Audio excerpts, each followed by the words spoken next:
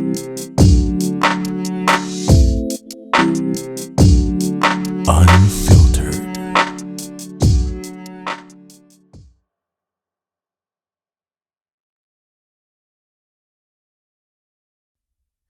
Tag-ulan na naman. Ilang linggo ng masama yung panahon, no? Napakalamig. Yung tipong gugustuhin mo na lang magpatay ng aircon lalo na pag malamigin ka tulad ko. Tapos fan na lang bubuksan mo. Ay, napakasarap matulog. Ang sarap mamaluktot sa kama. Tapos magbabalot ka ng makapal mong kumot. Kung may bintana ka, mapapatingin ka rin sa labas habang bumubuhos yung malakas na ulan. Nakatulala, parang may hinihintay kahit wala naman. Pero alam nyo, every time na umuulan, lagi kong naririnig sa iba yung katagang bad weather. Yung tipong hihilata ka nga lang sa kama kasama yung jowa mo, tapos magkakadol lang kayo dun.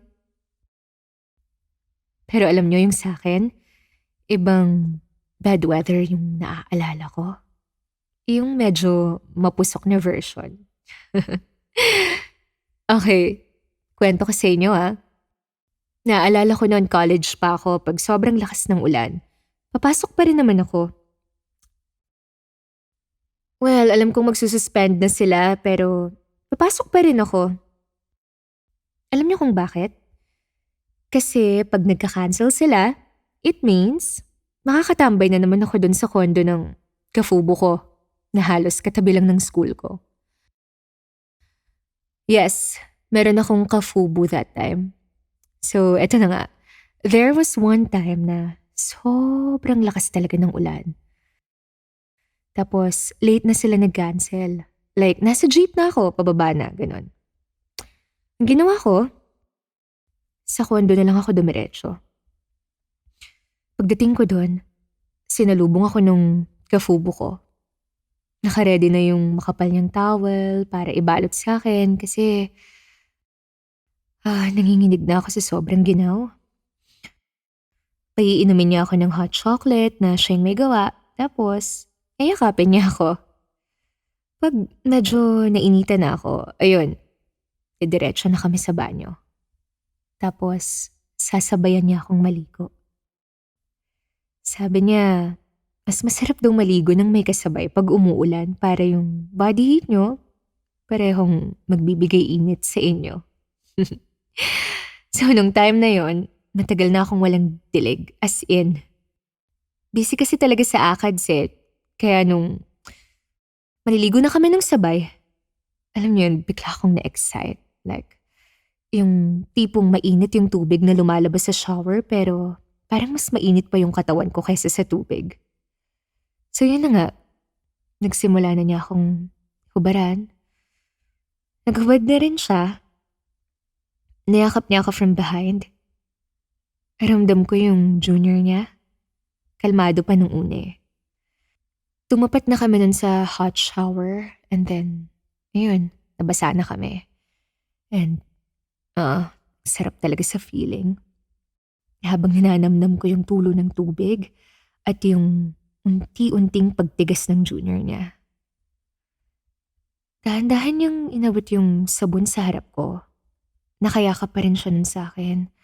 Tapos, nagsimula na siyang sabunin yung katawan ko. Parang ninanamnam niya bawat parte ng katawan ko. Yung ginaw na nararamdaman ko, grabe unti-unti yung napalitan ng init at sarap. Like, it feels so damn good. Hinarap niya ako sa kanya and he was smiling. Sabi niya sa akin, gusto mo sabunin ko rin yung harap mo? Ako naman parang batang tumango. Kaya ayun, sinabon niya yung harap ko hanggang sa baba. And boy, tirik mata ko talaga sa sobrang sarap. Yung lahat ng libog ko, parang biglang lumabas.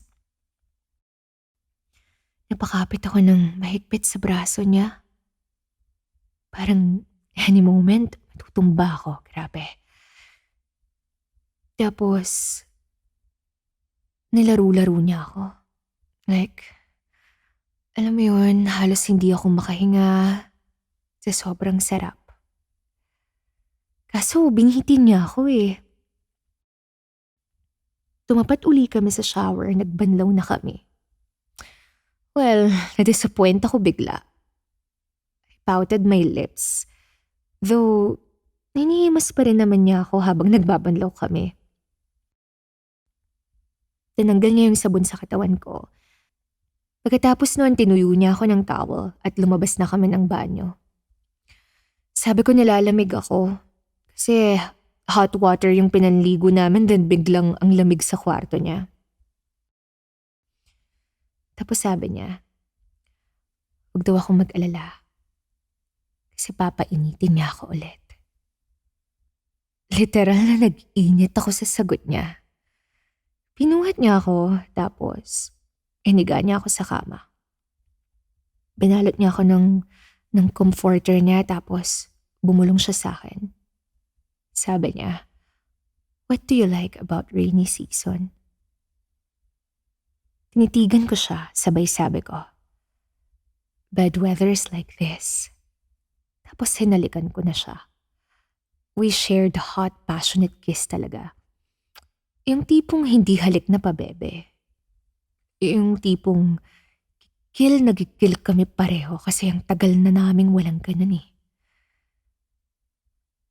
Ang lakas ng ulan sa labas pero pakiramdam ko mas malakas yung mga ungol naming dalawa sa ilalim ng comforter niya. One of the best to for me. Like, parte na to ng core memory ko. Alam niyo, parang ngayon, parang grabe nalilipugan na naman ako. Naalala ko bigla yung pinagsaluhan namin dalawa nung araw na yun.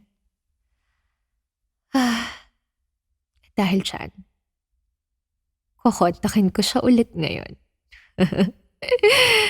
Kayo, anong version nyo ng bad weather?